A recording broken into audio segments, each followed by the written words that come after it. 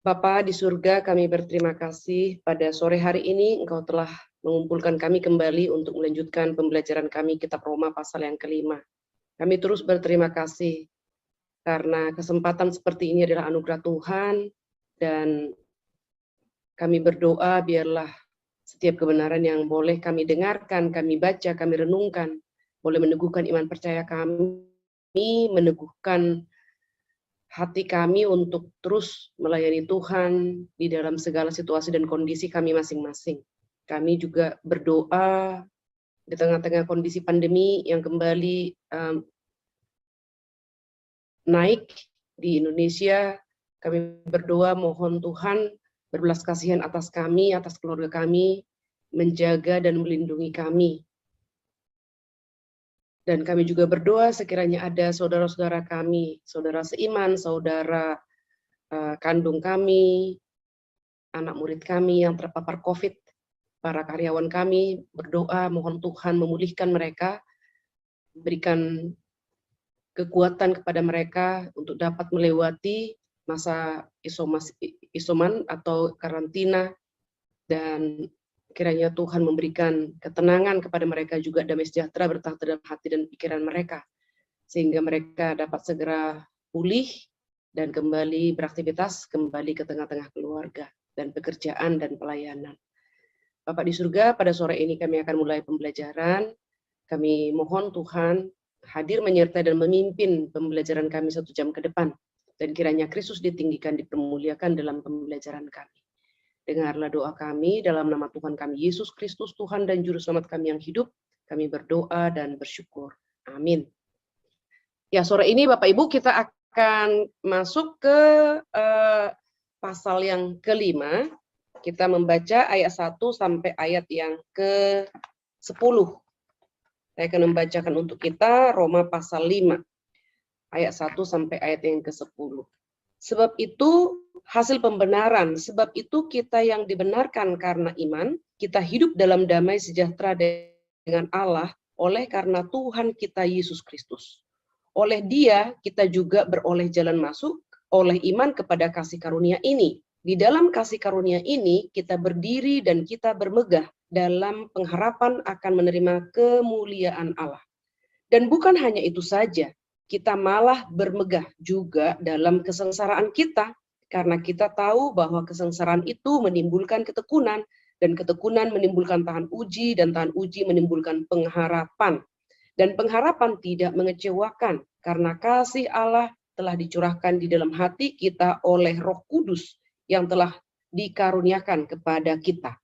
Karena waktu kita masih lemah, Kristus telah mati untuk kita, orang-orang durhaka, pada waktu yang telah ditentukan oleh Allah. Sebab tidak mudah seorang mau mati untuk orang yang benar, tetapi mungkin untuk orang yang baik ada orang yang berani mati. Akan tetapi Allah menunjukkan kasih-Nya kepada kita oleh karena Kristus telah mati untuk kita ketika kita masih berdosa. Lebih-lebih karena kita sekarang telah dibenarkan oleh darah-Nya, kita pasti akan diselamatkan dari murka Allah.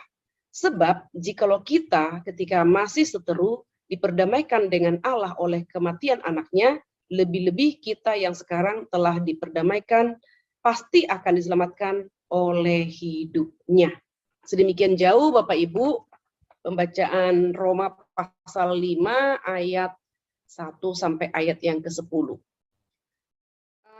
Temanya ya, hasil dari pembenaran. Nah, pembenaran menghasilkan semua perbedaan yang ada, bukan hanya kepada kita mengarah, tetapi juga bagaimana kita bertindak dan merasakan saat ini pada masa senang dan masa sulit.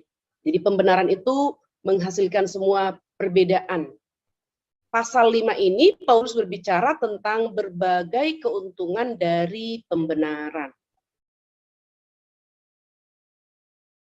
Kita lihat Bapak Ibu yang ada buku, karena kita telah dibenarkan ya.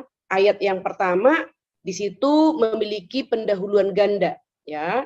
Dimulai dengan kata sebab itu. Sebab itu kita yang dibenarkan karena iman. Kata sebab itu sebagai konsekuensi dari berbagai kebenaran yang akan dikemukakan. Ya. Sebab itu kita yang dibenarkan karena iman. Ini adalah konsekuensi ini merupakan keuntungan yang didapat dari pengajaran agung tentang pembenaran melalui iman yang Abraham dan Daud ketahui dan hidupi, yang pada akhirnya dan selama-lamanya dijamin di atas kayu salib. Dalam pembahasan ke depan ya, pasal 5 sampai ke pasal yang ke-6, kita akan melihat keagungan daripada kita dibenarkan karena iman. Paulus berkata setelah melihat semua itu ada 3 kenyataan yang dihasilkan pembenaran. Yang pertama, ada damai sejahtera dengan Allah. Ada damai sejahtera dengan Allah. Jadi setelah kita dibenarkan di dalam Kristus, hasil yang pertama adalah ada damai sejahtera dengan Allah. Damai sejahtera yang di sini, di dalam kitab Roma, hasil pembenaran ini, berbeda dengan damai sejahtera di dalam Filipi pasal 4 ayat ke-7. Kita coba lihat ya, Filipi pasal 4 ayat yang ke-7. Filipi pasal 4 yang ke-7, damai sejahtera Allah yang melampaui segala akal akan memelihara hati dan pikiranmu dalam Kristus Yesus. Ini nasihat-nasihat terakhir ya. Damai sejahtera yang dimaksudkan di sini adalah suatu hati yang tenang dan puas di tengah berbagai masalah dan tekanan. Damai sejahtera adalah damai yang terkait dengan berbagai hal di dunia ini. Jadi sifatnya subjektif ya, damai subjektif. Nah, damai sejahtera yang berarti keadaan bermusuhan antara Allah dengan kita sekarang sudah berakhir. Itu yang dimaksudkan damai sejahtera Allah ya, di dalam Roma pasal yang ke-5 ini ayat yang pertama ya.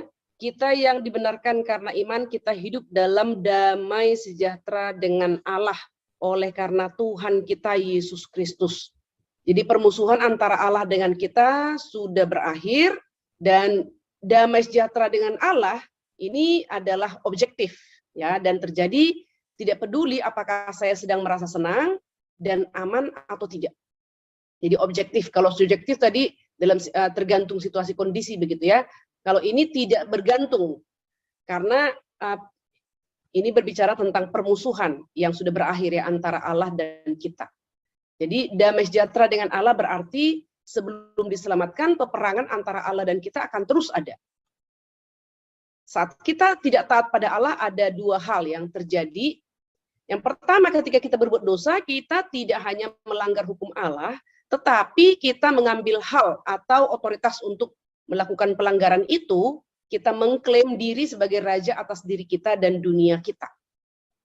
Nah, ini waktu kita masih tidak taat kepada Allah. Yang kedua, ketidaktaatan kita berarti Allah memiliki masalah dengan kita. Ya, di dalam Roma pasal 1 ayat 18, sebab murka Allah nyata dari surga atas segala kefasikan dan kelaliman manusia yang menindas kebenaran dengan kelaliman. Nah, jadi ini ada masalah ya antara kita dengan Allah karena kita menindas kebenaran, atau lebih dikatakan Paulus di dalam Roma pasal 1:18 ini adalah ketika kita masih orang fasik, ketika kita belum memiliki iman kepada Kristus. Nah, yang kedua, hasil pembenaran yang kedua adalah ada jalan masuk oleh iman kepada kasih karunia. Kata yun prosagoge ya, membawa, mendekat atau memperkenalkan. Jalan masuk yang dimasukkan di sini ya, membawa, mendekat, memperkenalkan. Nah, jadi kita hanya bisa menjalin hubungan pribadi dengan pembesar yang berkuasa jika ada seorang yang memperkenalkan kita. Benar ya Bapak Ibu? Ketika kita ada satu lembaga misalnya mau masuk ke istana, karena kita bicaralah pembesar, sekarang ini di Indonesia RI 1 Presiden, lalu dengan para menteri-menterinya gitu ya, untuk masuk ke kantor mereka, itu tidak segampang masuk ke kelurahan misalnya begitu ya. Bahkan ke kantor kepala sekolah swasta, kalau mungkin ke negeri, ya masih lebih gampang barangkali ya, lebih mudah. Tapi untuk kepala sekolah, sekolah swasta saja misalnya, itu harus ada janji, karena apa? Ada security yang menahan di bawah, dan yang akan bertanya kepada tamu, apakah Anda sudah ada janji, begitu ya? Kalau tidak ada janji, tidak bisa. Atau tidak ada janji, tetapi si tamu yang bersangkutan ada koneksi masuk ke dalam. Ada koneksi untuk masuk ke dalam. Nah, itu bisa. Nah, tetapi untuk ke istana, kalau kita tidak ada perjanjian sebelumnya, sekalipun ada koneksi, itu tidak mudah juga. Jadi harus buat janji, lalu ada koneksi. Nah, jadi demikian dikatakan ada jalan masuk oleh iman kepada kasih karunia, membawa kita mendekat, memperkenalkan kita. Nah, jadi jalan masuk kepada kasih karunia berarti kita diberikan posisi menguntungkan, di mana kita bisa menjalin sebuah hubungan pribadi.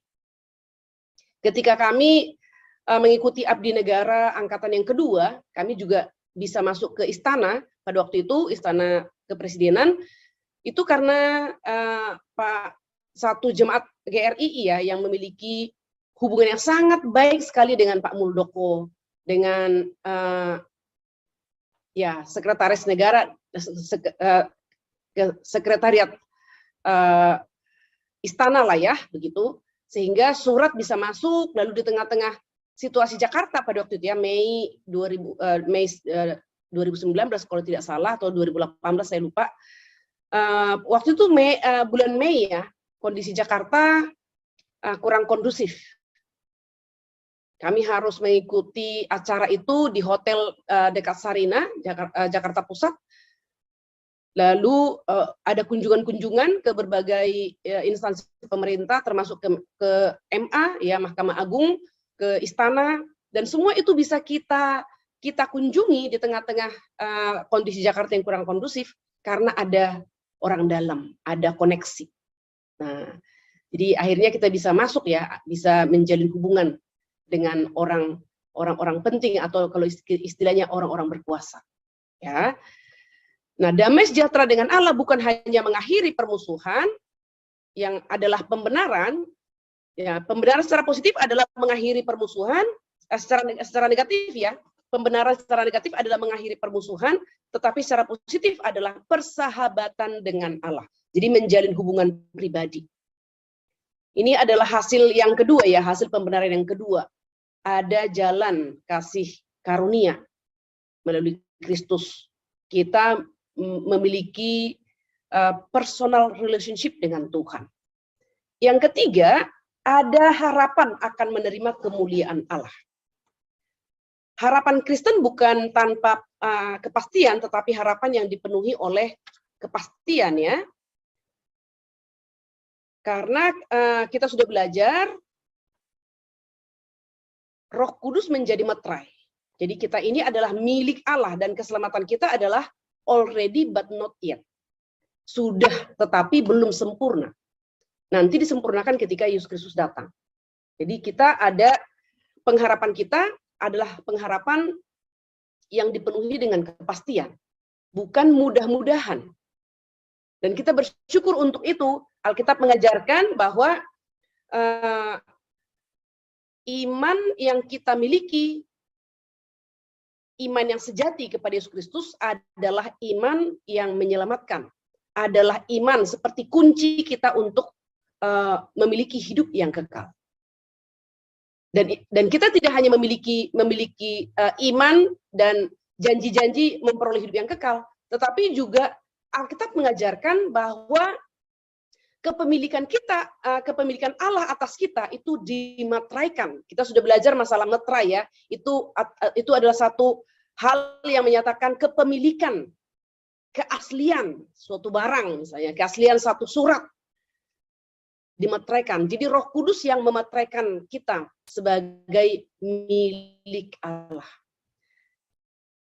Nah, 3 hasil ya, karena kita telah dibenarkan, kita melihat 3 hasil dari pembenaran merupakan 3 masa dalam keselamatan kita. Di dalam Kristus kita telah dibebaskan di masa lalu.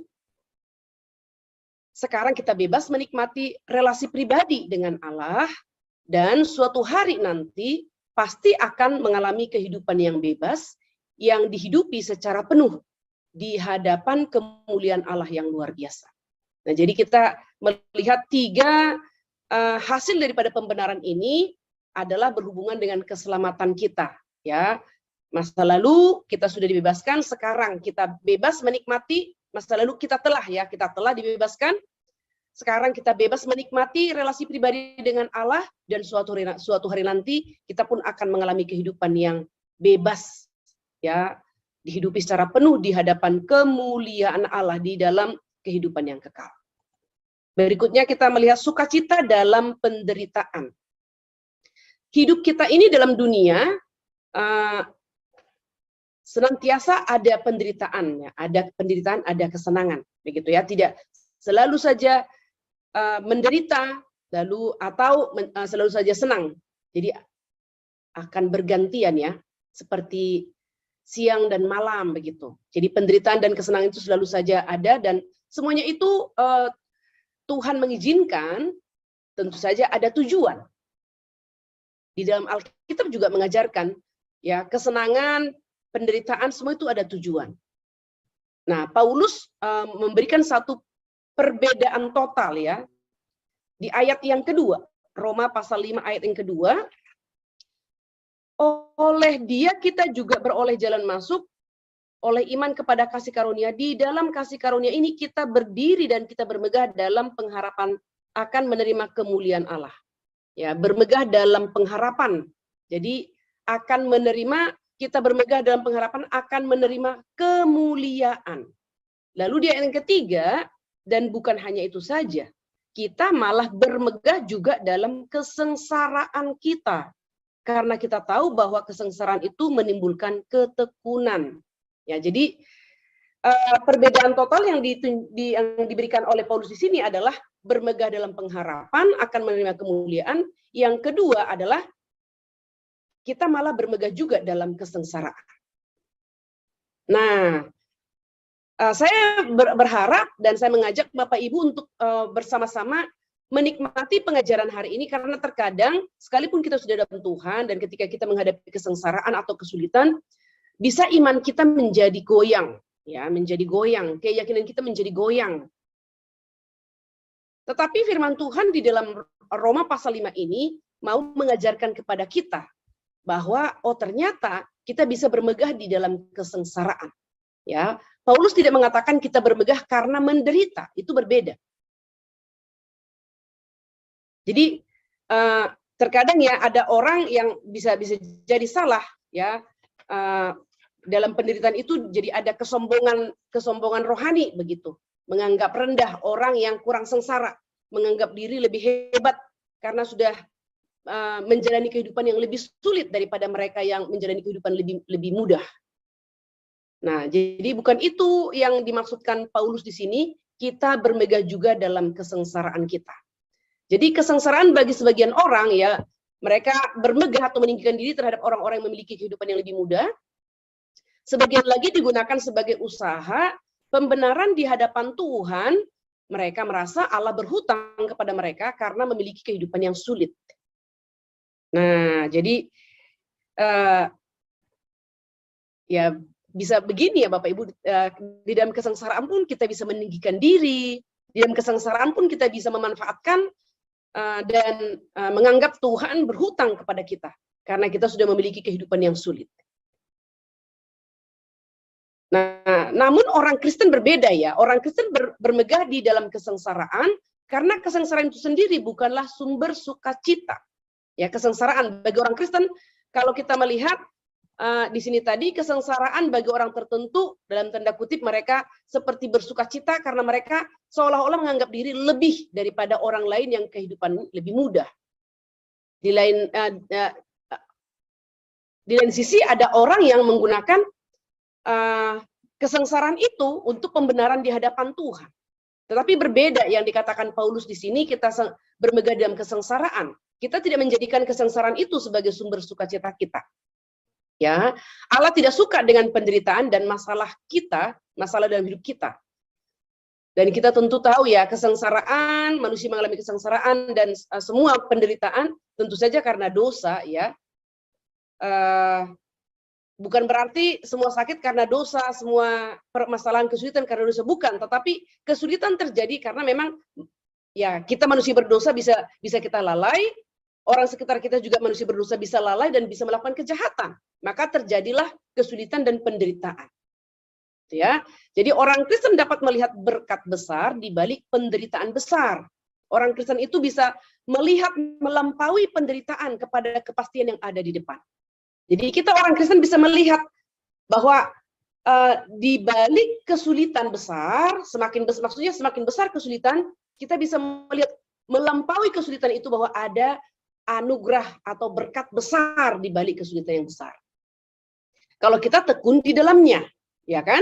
Kalau kita tekun di dalamnya, jadi ada sukacita dalam penderitaan. Kenapa? Karena kita memiliki suatu kepastian, ada sukacita besar di balik setiap kesulitan. Ada pengharapan bahwa Tuhan akan memberikan kita kekuatan saat kita menghadapi kesulitan itu, dan juga akan membawa hasil. Ada sesuatu yang dihasilkan dalam penderitaan. Nah, begitu. Ada sesuatu yang dihasilkan dalam penderitaan. Ya, hasil positif dari penderitaan, ayat yang ketiga. Dan bukan hanya itu saja, kita malah bermegah juga dalam kesengsaraan kita, karena kita tahu bahwa kesengsaraan itu menimbulkan ketekunan. Nih, ya. Jadi yang ketiga adalah penderitaan menghasilkan ketekunan. Kata ini berarti memiliki satu pikiran. Ya, penderitaan membuat kita fokus pada apa yang benar-benar penting atau prioritas. Kadang-kadang penderitaan membuat kita lebih berfokus kepada kerajaan Allah. Penderitaan membuat kita tidak banyak pemikiran bercabang, tapi penderitaan membuat kita menjadi fokus. Hidup cuma satu kali, maka kita mau dalam hidup kita yang satu kali dan singkat ini, fokus hidup kita adalah kerajaan Allah. Apapun yang kita lakukan dalam hidup yang satu kali dan singkat ini, kita mau melakukan dengan memikirkan, kita mau melakukannya dalam rangka mempermuliakan Allah. Kita tidak lagi memikirkan tentang diri, kita tidak lagi memikirkan tentang dunia yang sementara ini, tapi kita bekerja keras dalam dunia yang satu kali, dalam dunia ini, dalam hidup kita yang satu kali dan singkat ini, dalam rangka mempermuliakan Allah dan berjuang menikmati Allah di dalam setiap aktivitas kita, bahkan di dalam penderitaan kita, ya. Kemudian ayat yang keempat, ya, ayat yang keempat, penderitaan menghasilkan ketekunan, dan ketekunan menimbulkan tahan uji. Nah, jadi Bapak Ibu sudah melihat ya, hasil positif daripada penderitaan, ada rangkaiannya, penderitaan menghasilkan ketekunan, ketekunan menghasilkan tahan uji. Ya, tahan uji adalah suatu kualitas keyakinan yang dihasilkan karena sudah melalui suatu pengalaman. Saya percaya Bapak Ibu, kita semua adalah orang dewasa yang saya sangat yakin kita sudah berulang kali melewati satu proses, proses demi proses lah ya, dalam berbagai bentuk. Proses dalam keluarga, hubungan relasi dengan pasangan, membesarkan anak, proses dalam berrelasi dengan karyawan, dengan pemerintah mungkin yang kita ada kaitan dengan pemerintah, rekan sepelayanan ya, rekan sepelayanan, saudara kandung juga, dengan orang tua kita. Di sana juga kita melalui satu proses. Dan kalau ini kita tarik kepada anak-anak, misalnya kalau anak-anak di sekolah ya, anak-anak ini akan melalui satu proses yang menunjukkan kualitas yang lebih baik ketika mereka dipersiapkan, di coach, ya, di coaching mulai dari sekolah, ketika mereka mempersiapkan kompetisi itu, mereka akan di coach. Ketika teman-temannya sudah pulang, mereka tetap di sekolah. Ketika teman-temannya ada waktu bermain, mereka ada di sekolah. Lalu mereka harus duduk dan terus ya belajar dan belajar. Nah, kami biasanya di sekolah Calvin demikian, ketika anak-anak akan mengikuti Olimpiade Sains Quark atau kompetisi sains, ya, sosial atau apa saja, ya. Kalau itu diutusan dari sekolah, maka kami bertanggung jawab untuk mengcoach, ya, mengcoaching anak-anak, dan biasanya atas persetujuan orang tua, anak-anak itu akan di sekolah bisa sampai jam 4 sore, sampai jam 6 sore, sesuai dengan kesepakatan orang tua. Dan anak itu akan ada di sana. Bisa setiap hari, bisa dua hari sekali, tergantung kesepakatan dan waktu anak itu. Tapi saya melihat ada kualitas yang dihasilkan dari ketekunan itu. Sekolah Calvin masih 15 tahun ya, 14 menuju 15 tahun, tetapi dari tahun pertama SMP Calvin, mungkin Bapak Ibu sebagai guru tahu ya yang namanya OSN, sekarang KSN, dulu OSN Olimpiade Sains Nasional begitu ya. Jadi saya kepala sekolah SMP dari 2008. Angkatan pertama SMP itu sudah langsung mengikuti OSN sampai ke tingkat nasional. Ketika kami memulai SD 2009 juga ya, karena kami langsung membuka kelas 1 dan kelas 4. Tahun kedua kelas 1 dan kelas 4. Ya, jadi udah naik kelas 1, kelas 2, kelas 4 ke kelas 5. Peserta OSN itu kan kelas 5 ya. Angkatan pertama kelas 5 juga ikut OSN dan juga masuk ke nasional. Sampai dalam angkatan tertentu, baik SD, SMP maupun SMA Calvin ya Bapak Ibu, itu sudah mencapai kepada jenjang internasional. Jadi bukan hanya kecamatan, lalu kota, provinsi, nasional, tapi murid Calvin itu sudah sampai ke internasional. Dan kami sendiri mendampingi anak-anak itu di coach. Lalu setelah sampai mereka ke tingkat nasional, persiapan masuk ke tingkat nasional sebagai utusan DKI, maka mereka akan dikarantina 2 minggu di hotel atau di wisma mana begitu ya, oleh dinas pendidikan DKI. Ketika mereka harus masuk ke level internasional, mereka akan dikarantina bisa 1 bulan, 2 bulan menjelang kompetisi. Bapak Ibu bisa bayangkan ya, anak-anak ini akan setiap hari di coach pagi siang malam, karena mereka kalau menuju ke nasional berarti utusan DKI, kalau menuju internasional berarti utusan Indonesia. Nah, saya menemukan satu anak Bapak Ibu. Dari SD kelas 1 saya udah melihat anak ini, yang tadinya anak ini dari gambarnya ya kami menganalisa. Gambarnya itu ketika guru mengatakan kamu boleh menggambar bebas. Gambarnya selalu saja ada unsur uang. Lalu suatu kali saya tanya, kenapa kamu di dalam gambar bebasmu ya, selalu saja ada unsur uang? Selalu saja. Bapak Ibu ya, kalau kita mengkonseling anak-anak, itu mengkonseling itu melalui gambar. Lalu saya bertanya kepada anak ini, kenapa dalam gambarmu selalu ada uang? Ternyata di dalam keluarga selalu saja membicarakan uang. Dan yang tertanam dalam diri anak ini adalah apapun butuh uang. Maka dia mau belajar kerja keras untuk menghasilkan uang. Uang yang sangat banyak. Nah, saya katakan waktu itu sangat ringan sekali di kelas 4, tidak selalu ya uang itu bisa membeli segala sesuatu. Uang tidak dapat membeli kebahagiaan, contohnya uang tidak bisa membeli relasi misalnya, dan yang udah pasti ya uang tidak bisa membeli keselamatan, begitulah waktu itu ya ngobrolan. Nah lalu anak ini bertumbuh dan anak ini ikut kompetisi Bapak Ibu, ikut kompetisi dan memang cerdas karena dari rumah udah dicekokin ya, kamu harus pintar menghasilkan uang, kamu harus pintar menghasilkan uang begitu. Dan benar dia selalu saja dari kelas 1 udah menunjukkan harus kalau membuat apa saja dia harus selalu nomor 1, selalu nomor 1. Mentalitasnya jadi terbangun seperti itu. Tetapi bersyukur Bapak Ibu, saya bersyukur karena saya melihat anak ini dari SD, memang anak ini juga ya kompetisi sampai kepada internasional. SMP juga internasional, SMA sampai internasional. Tetapi ada perubahan yang saya lihat. Ya, jadi ketekunan menghasilkan tahan uji. Ada kesulitan-kesulitan yang dihadapinya melalui coach tadi, coach di sekolah, coach di hotel ya, utusan DKI, utusan Indonesia, utusan DKI ke nasional, utusan Indonesia ke luar negeri, begitu ya. Saya menemukan perubahan karakter anak ini, ketekunan menghadapi tahan uji. Dan ada masa di mana anak ini menghadapi ya harus kehilangan ibu, ya.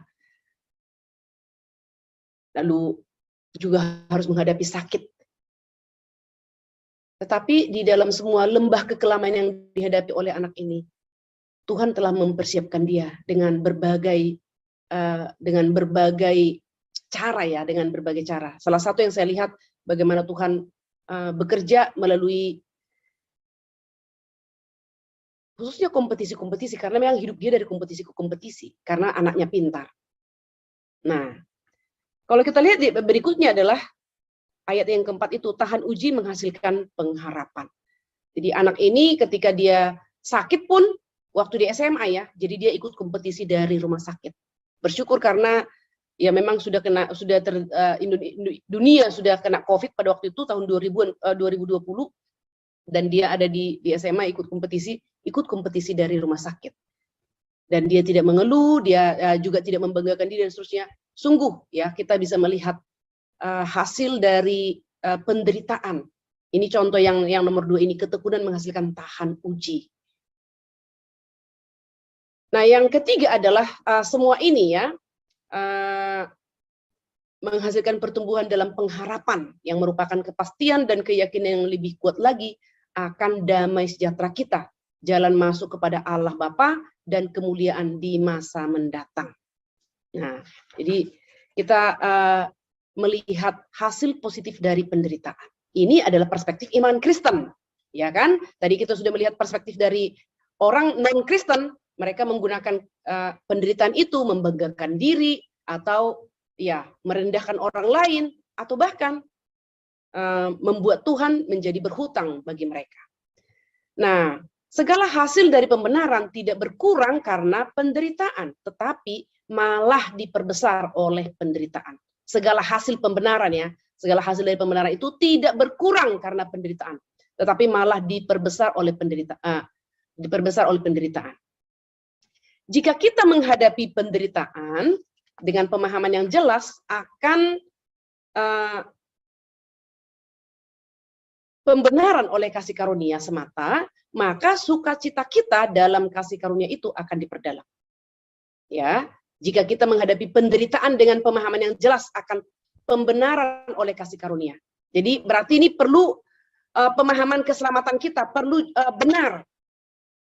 Karena ketika kita menghadapi kesulitan, ini akan berdampak.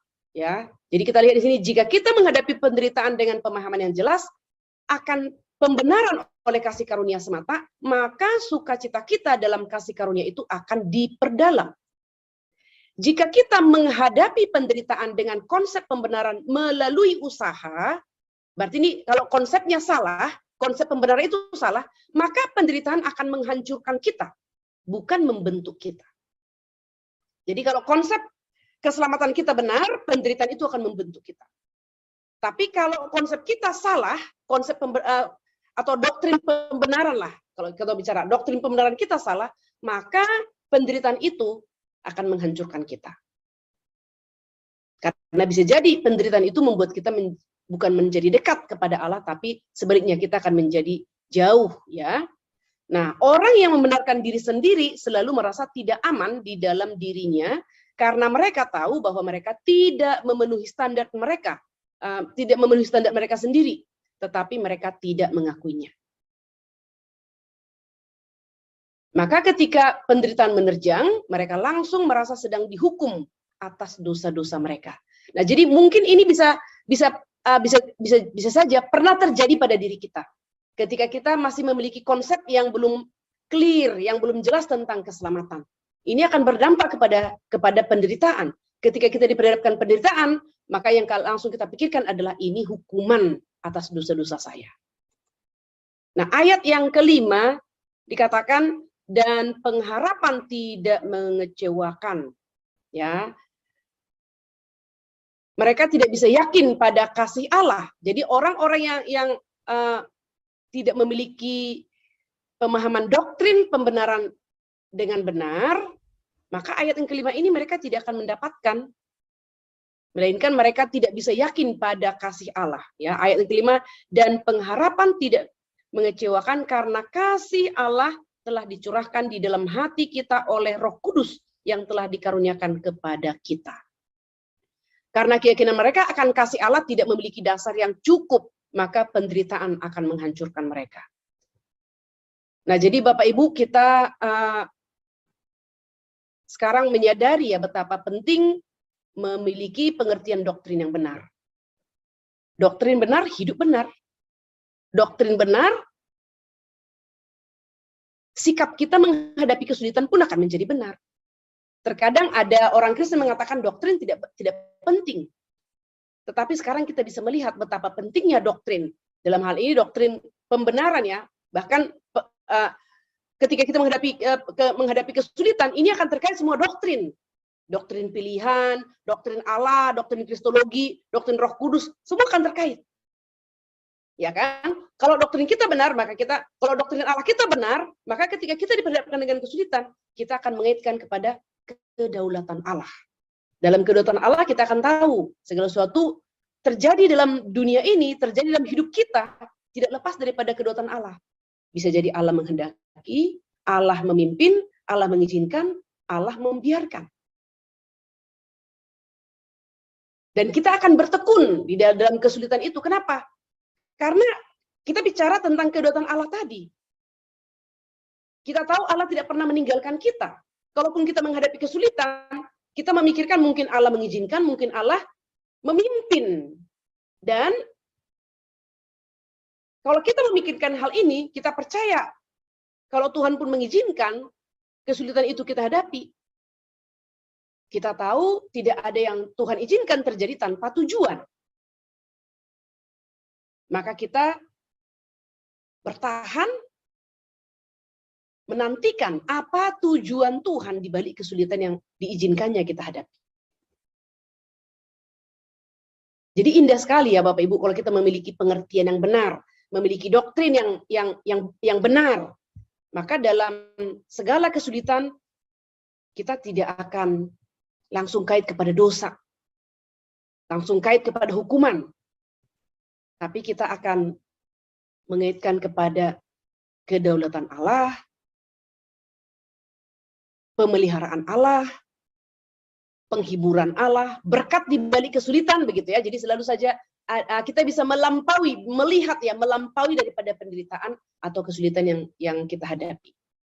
Nah, jadi penderitaan membuat mereka, orang yang memiliki doktrin yang tidak benar ya, penderitaan membuat mereka menjauh dari Allah, bukannya mendekat kepada Allah. Mungkin Bapak Ibu pernah mendengar ya, ada dua kelompok manusia yang menghadapi kesulitan. Pada waktu mereka menghadapi kesulitan itu, bisa kesulitan itu membuat mereka berlari mendekat kepada Tuhan. Sebaliknya, kelompok yang kedua adalah ketika mereka menghadapi kesulitan itu menarik mereka menjauh daripada Tuhan. Nah, sekarang kita baru mengerti ya, yang mendekat kepada Tuhan adalah mereka yang memiliki pengenalan akan Allah yang benar. Yang mereka tahu kesulitan ini seizin Allah, maka mereka semakin mendekat kepada Tuhan supaya mereka diberi kekuatan menghadapinya. Dan mereka yang menjauh daripada Tuhan, berarti mereka kurang memiliki pemahaman yang benar tentang Allah. Sehingga mereka marah terhadap Allah, bahkan menuduh Allah.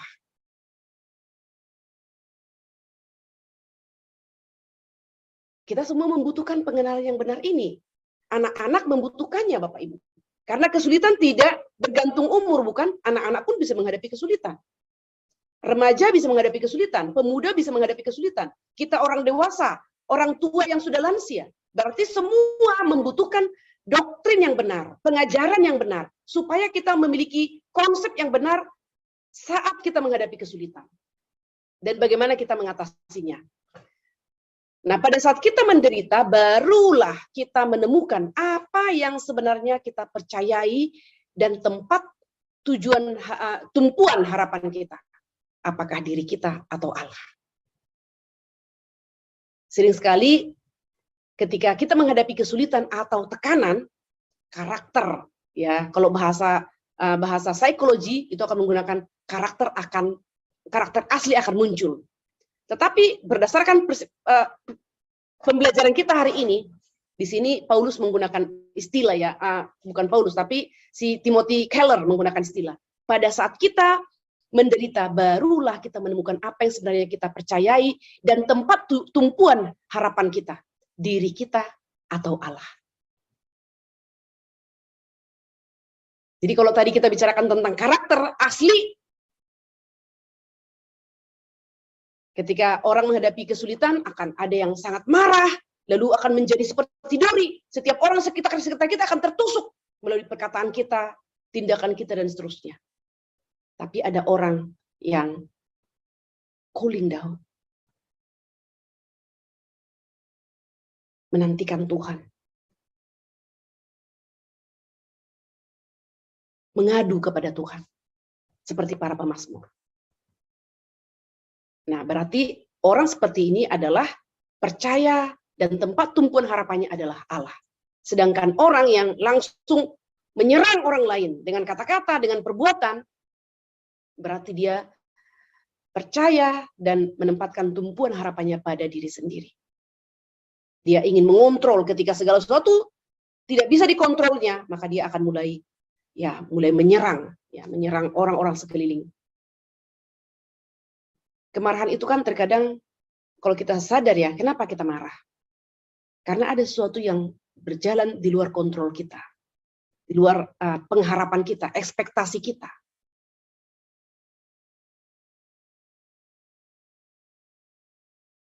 Nah, sekarang kita akan melihat kepada beberapa kasus ya, sebelum kita masuk kepada perenungan tanya jawab itu, ada beberapa contoh kasus di sini diberikan oleh si Timothy Keller. Yang pertama dikatakan, contoh kasus ini ada perbedaan yang dihasilkan bagi kita secara pribadi dalam apa perbedaan yang dihasilkan bagi kita secara pribadi dalam keadaan kita. Perhatikan kesulitan atau pencobaan tertentu yang Anda alami sebagai orang Kristen. Ya, mungkin yang sedang Anda rasakan saat ini. Ya, beberapa contoh, ada 3 contoh di sini. Yang pertama, apakah itu membuat Anda jadi berfokus? Apakah itu menolong Anda memilah mana yang penting dan yang tidak penting? Apakah itu memfokuskan perhatian Anda pada doa dan apa yang telah Allah lakukan bagi Anda? Itu yang pertama. Ya, ini tanyakan pada diri Anda, dikatakan ya, ambil itu sebagai contoh. Jadi kesulitan yang kita hadapi ambil sebagai contoh dan tanyakan. Ada 3 pertanyaan ini. Pertanyaan kedua, apakah penderitaan Anda menghasilkan tahan uji? Apakah Anda tetap bisa menjalaninya meski Anda takut? Dengan kata lain, apakah penderitaan itu menghasilkan semacam kedewasaan dan keyakinan yang muncul karena telah melalui semuanya? Apakah Anda menjadi orang yang tidak lagi terlalu gugup atau takut? Pertanyaan yang ketiga, apakah itu membawa Anda kepada pengalaman yang lebih dalam akan kehadiran dan kasih Allah? Apakah Anda menemukan kedekatan yang semakin besar? Merasakan suatu kedekatan. Nah, jadi si Timothy Keller mengatakan, jika penderitaan Anda tidak menghasilkan hal di atas, analisa alasannya. Apakah itu kegagalan dari keinginan Anda? Ya, apakah Anda gagal menghabiskan waktu bersama Allah dalam ibadah dan perenungan, atau apakah Anda tidak taat pada Allah dalam cara-cara tertentu demi meloloskan diri dari sulitnya keadaan? Apakah itu kegagalan untuk memahami Injil? Apakah penderitaan membuat Anda meragukan kasih Allah? Itu tanggapan alamiah. Tetapi apakah Anda pada akhirnya bisa menyingkirkannya? Kecepatan Anda melakukannya menandakan seberapa baik Anda memahami pembenaran. Ya, jadi di sini dikatakan, ingat Allah bisa menggunakan penderitaan untuk menyadarkan seseorang akan dosa tertentu, semacam campur tangan Allah begitu ya. Tetapi campur tangan yang hanya dilakukan oleh seseorang yang mengasihi, campur tangan seseorang yang mengasihi. Allah bisa dan akan memperlakukan Anda dengan keras jika Anda memang membutuhkan itu. Seperti yang dilakukan oleh orang tua yang mengasihi anaknya ketika anak mereka sudah melenceng, dan semua dilakukan karena perhatian yang besar. Jika Anda orang Kristen, Allah telah menimpakan semua hukuman kepada Kristus. Seluruh murkanya kepada Anda ditimpakan pada Yesus dan ditelan di sana. Hilang selamanya. Dia tidak lagi menyisakan murka bagi Anda. Anda bebas melihat penderitaan Anda bukan sebagai tindakan penghancuran dari Allah, tetapi Allah sedang membuat Anda bisa lebih menghargai segala hasil pembenaran yang Dia berikan kepada anak-anaknya. Anda bebas melihat penderitaan dalam cara yang hanya bisa dihasilkan oleh iman pada Injil, sebagai suatu yang tidak mempengaruhi sukacita Anda karena apa yang hilang akibat penderitaan, dan bukan tempat Anda meletakkan sukacita. Nah, jadi ini indah sekali ya Bapak Ibu, kita sebagai orang Kristen diingatkan oleh Timothy Keller bahwa melihat penderitaan itu, mari kita melihatnya bahwa Allah bisa memakai penderitaan untuk membentuk kita, bukan untuk menghancurkan kita. Mari kita merenungkan 3 pertanyaan ini. Apakah Anda menikmati persekutuan Anda dengan Allah hari ini? Yang kedua, apakah ada penderitaan atau kekecewaan dalam hidup yang Anda lihat sebagai hukuman dari Allah, bukan sebagai usaha Allah membuat Anda lebih dekat kepada Dia? Amin. Mari kita berdoa bersama-sama. Bapak di surga, kami bersyukur, berterima kasih dari pembahasan Roma pasal 5 ayat 1-10. Kami boleh diingatkan kembali hasil pembenaran membawa kami berdamai dengan Allah dan juga membawa kami kepada cara pandang yang benar terhadap kesulitan dan penderitaan hidup kami. Kiranya Engkau menolong kami untuk boleh terus belajar akan kebenaran supaya kami juga boleh memiliki cara pandang yang benar terhadap segala situasi dan kondisi yang terjadi sekeliling kami. Terima kasih ya Tuhan untuk kebenaran firman Tuhan yang kami boleh terima, dengar, pelajari pada sore hari ini. Kami akan mengakhiri pembelajaran kami, melanjutkan aktivitas masing-masing. Kami memohon Tuhan beserta dengan kami. Dalam nama Tuhan kami, Yesus Kristus, kami berdoa dan bersyukur. Amin.